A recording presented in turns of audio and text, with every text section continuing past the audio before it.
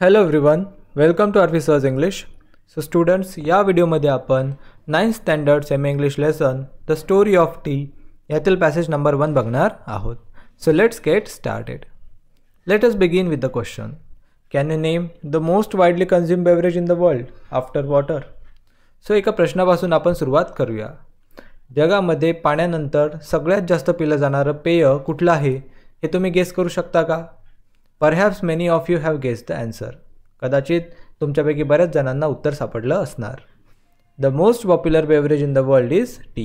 जगामधलं सगळ्यात popular beverage, सगळ्यात सुप्रसिद्ध असं पेय कुठलं आहे ते आहे टी म्हणजे चहा. The fresh aromatic brew with which people like to begin their day. एक फ्रेश म्हणजे ताजंतवानं करणारं, ॲरोमॅटिक म्हणजे सुगंधित, ब्र्यू म्हणजे असं पेय जे उकळून बनवलेलं आहे. द फ्रेश ॲरोमॅटिक ब्र्यू जे पिऊन बऱ्याच लोकांना आपल्या दिवसाची सुरुवात करायला आवडते. It has a refreshing astringent flavour. यामध्ये एक रिफ्रेशिंग म्हणजे ताजंतवानं करणारा आणि ॲस्ट्रिंजंट म्हणजे कडक असा फ्लेवर असतो, अशी चव असते. It is actually made by brewing, that is by infusing in boiling water. आणि हे बनवले जाते ब्रिविंग करून. ब्रिविंग म्हणजे काय तर इन्फ्युजिंग इन बॉइलिंग वॉटर. उकळत्या पाण्यामध्ये the leaves and shoots of a plant whose botanical name is Camellia sinensis. Camellia sinensis हे बोटॅनिकल नेम असलेल्या प्लांटचे लिव्ज आणि शूट्स म्हणजे पानं आणि अंकुर हे उकळत्या पाण्यामध्ये टाकून चहा बनवला जातो. The leaves are at first dried, cured and processed before they are packed and sold to us.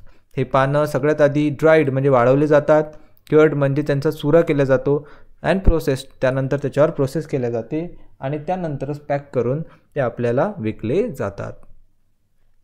Camellia sinensis is an evergreen plant that grows in tropical and sub tropical climate. आता Camellia sinensis हे एक evergreen plant आहे म्हणजे सदाहरित झाड आहे जे tropical आणि सब ट्रॉपिकल म्हणजे उष्ण किंवा समशीतोष्ण अशा वातावरणामध्ये वाढते.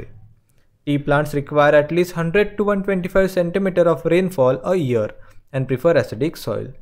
टी प्लांट्सला जवळपास 100 ते 125 सेंटीमीटर इतका जास्त रेनफॉल आवश्यक असतो वर्षभरामध्ये आणि ॲसिडिक सॉईल ते प्रिफर करतात. ॲसिडिक सॉईल म्हणजे ॲसिडिक जमिनीमध्ये, मातीमध्ये ते वाढतात.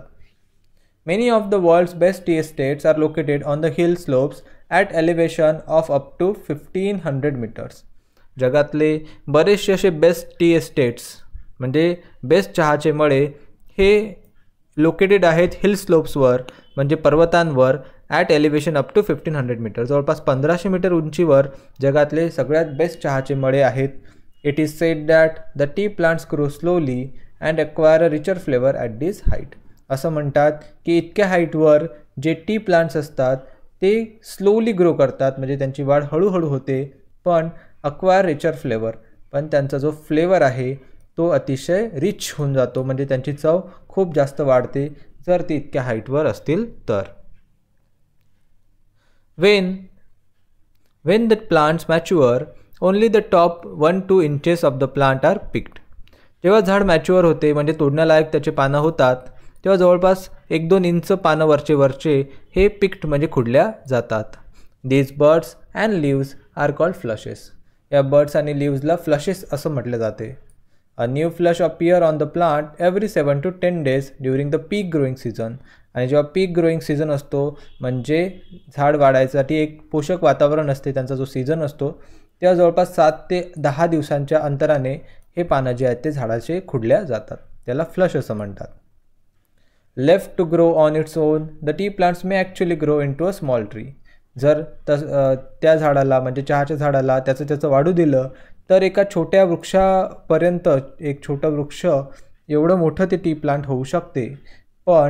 But in all tea gardens the plants are pruned and kept at height of about 3 feet waist high to enable easy plucking of the leaves. पण जवळपास सगळ्याच टी गार्डनमध्ये झाडांची वाढ ही फक्त 3 feet म्हणजे कमरी एवढी वेस्ट हाईटपर्यंतच ठेवल्या जाते आणि तेवढे झाड झालं की त्याला प्रण करण्यात येते. प्रण म्हणजे काय तर कापण्यात येते.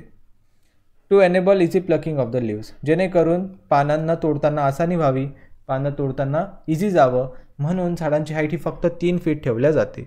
जर वाढू दिलं ते झाड एका मोठ्या वृक्षाएवढं सुद्धा होऊ शकते. The teas we buy are usually classified according to their leaf size.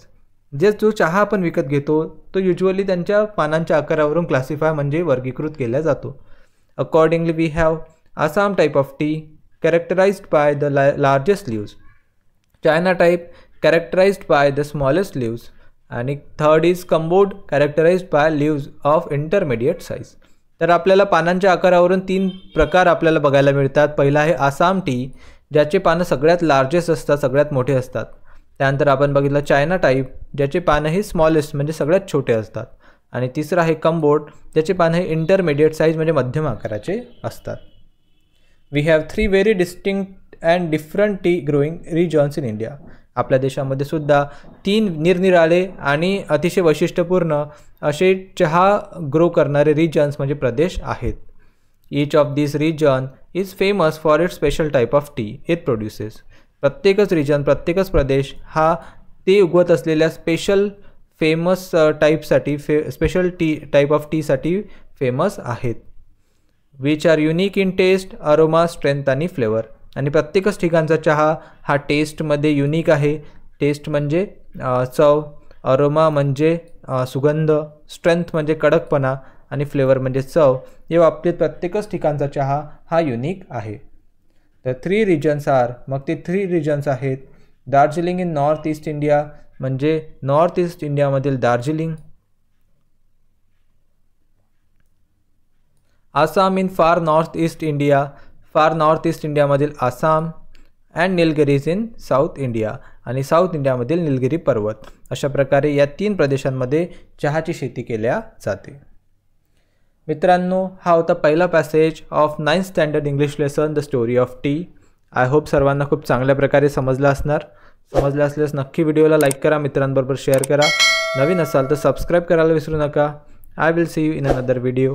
Till then take care. Good bye.